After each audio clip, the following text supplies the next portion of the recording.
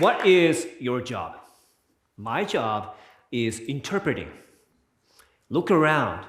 Maybe you are a student, maybe you are a teacher, maybe you are an engineer, maybe you are an artist, or maybe you are a president. We are all different.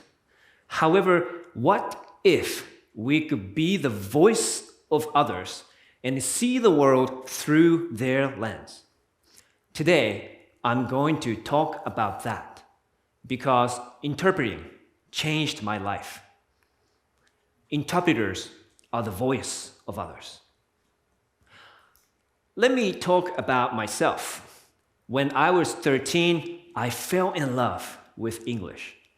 When I was 18, I entered Kobe City University of Foreign Studies.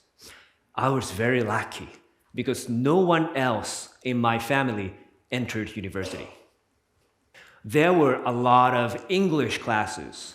The teachers would ask me, Ryohei, have you ever been abroad? What is your plan for the future? And do you know this global problem? It was easy for me to answer these questions because they were about me. So I was very happy, always talking about myself. 5 years later, I graduated from the university, and later I became an interpreter. And this changed my life. This is a photo of me with Wayne Miller. He was my boss 10 years ago when he was here in Kobe City. I was his interpreter. The first day I met him, he said, Ryohei, I am your boss, and you're my voice. Be my voice, he said. Okay, sure, I said. And then this changed my life. From being myself, always talking about myself, to being the voice of others. Since then, I have been the voice of others. And one day, I am the voice of a lawyer.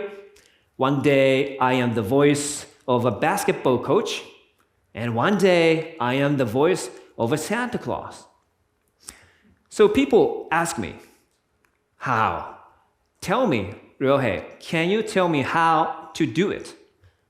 Sure, there are 2 steps to be the voice of others. The first step is to download.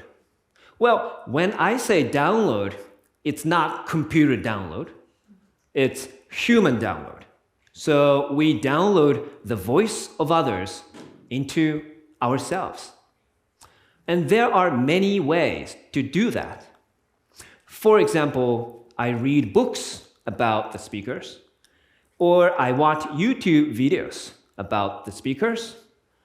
I go online and research about the speakers. Or I even go on-site and talk with the speakers. And then I make the list of keywords in English and Japanese. This is the list of keywords for the basketball job. This is the list of keywords for dentistry job. And this is the list of keywords for the Buddhism Zen job. I have never played basketball. I'm not a dentist. I have never practiced Zen. 0 experience. However, I download the voice of others into myself. So that's the download step. However, downloading is not enough. We need the second step. And the second step is to express. So when I say express, X means out, and press means push, right? So we push out the voice of others we download. However, it is very difficult to express the voice of others. Why? Because we never know what the speaker is going to say, right? So it's just like in baseball, We never know whether it's a straight ball or curve ball, slider or fork ball, right? Is it fast or is it slow? We never know. Or it's just like we do bungee jump every day, right? Or it's like we take university entrance exams every day. So it's a huge pressure. However, if you win this pressure, you are the voice of others. Their voice is your voice. Their story is your story. And their life is your life, right? Download and express to be the voice of others, right? Okay? Now, I have talked a lot. I'm sorry. Now, it's your turn, okay? Let's do a simple exercise to download and express the voice of others. You ready? Okay? Let's make a pair of two people. Please make a pair of two people. Two people, please. Two people, please. Okay? And with the pair, please ask the following two questions. Question 1, what is your job? What is your job? Question 2, what is the hard part of your job? What's the hard part of your job? Okay? Please ask these two questions to each other. I will give you 30 seconds, 30 seconds. Okay? You can speak in Japanese. Okay? Of course. All right, you ready? 3, 2, 1, go!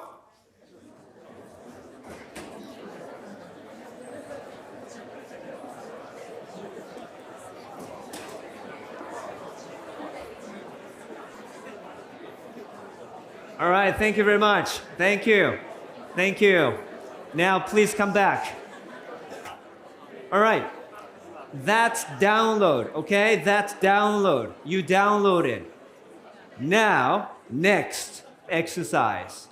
Make another pair. Make a different pair, please. So please say goodbye to the first partner and say hello to the new partner. New partner, please. New partner, please. Okay? Be nice to each other. Be nice, okay? And then, with the new pair, please talk about the old partner. Old partner, okay? Don't talk about yourself. Be the voice of others. Be the voice of others. Okay? I will give you 30 seconds. 3, 2, 1, go!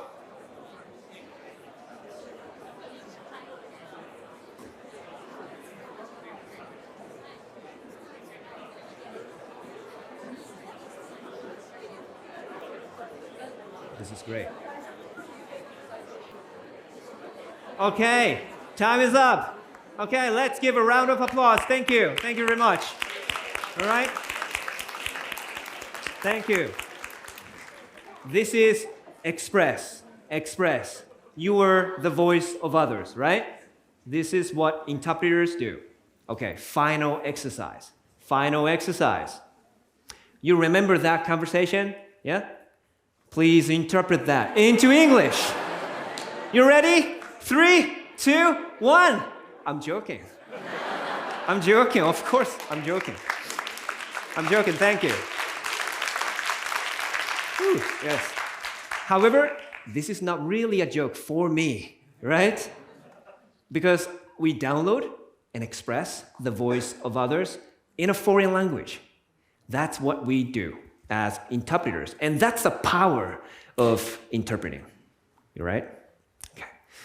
So, let me now talk about how I share the voice of others with the future generations. So, I teach university students at a university. And one day, I was standing at the TEDxKobe monument. How many people know TEDxKobe monument? Raise your hand. Okay, thank you. And how many people have taken a picture of TEDxKobe monument?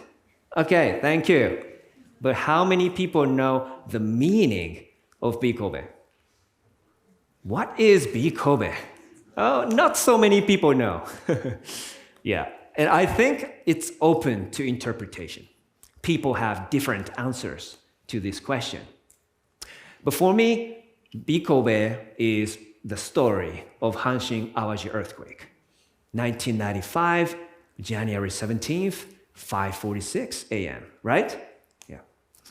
But the challenge right now is that more than half of the people in Kobe City were born after the earthquake. So they don't know much about the earthquake.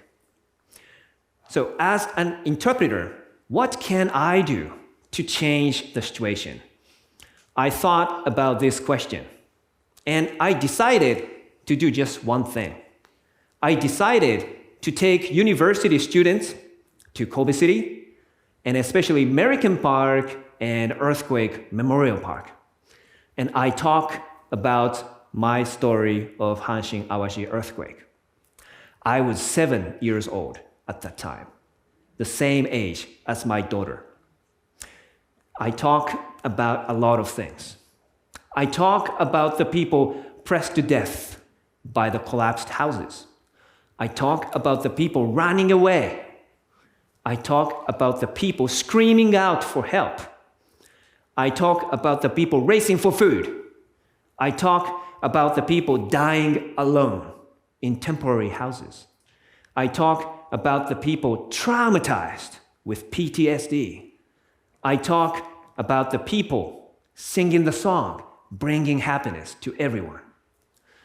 I talk about the people, or more than 1 million people, who came from all over the world to Kobe City to help and save us as volunteers. And I talk about the people with the spirit of never giving up on Kobe, and with the spirit of always extending a helping hand to one another, which I believe is the DNA of Kobe citizens, right? So I talk about all the things to university students. And what do the students do? They first have to download. They read books about earthquake. They watch YouTube videos about 1995, and they make the list of keywords about the earthquake in English and Japanese. He is downloading on the bus. So that's download. And then here we come to the American Park and Earthquake Memorial Park. And I start talking about the earthquake. And the students not only listen to me, but also understand what I'm saying, and they take notes, and they interpret into English and Japanese. This is the most important thing in this activity. That's why we don't have the English-speaking audience in this activity. No. Why? Because that's not the most important thing. The most important thing is for the university students or the future generations who were born after the earthquake to download and express the voice of 1995, right? The voice of 1995 becomes their voice. And that's what I do. And this is how I contribute to Kobe City. As an interpreter, I am the voice of others. And as an educator or a teacher, I share the voice of others with the university students so that they can be the voice of others or someone else in the future. So just like Wayne Miller told me 10 years ago, be my voice. Remember? Now I tell the students, be Kobe. Be the voice of Kobe. That's what I'm doing. So here is the message I wanted to leave you with today. Interpreters are the voice of others. However, I also believe that we are all interpreters. And if we are all interpreters, we are all the voice of others. And if we are all the voice of others, what can we do? We can understand each other. We can accept each other. We can feel the pain, heal the pain, and share the pain with each other, we can forgive each other, and we can coexist with each other, right? And why do we need this? We need this because we are living in a world that is more diverse and more divided than ever before. We need the voice of others in a world like this. So, interpreters are the voice of others. And we are all, and you are all, the voice of others. Be the voice of others. That's how interpreting changed my life. My name is Ryohei ONISHI. Thank you. Thank you very much for the privilege of your time.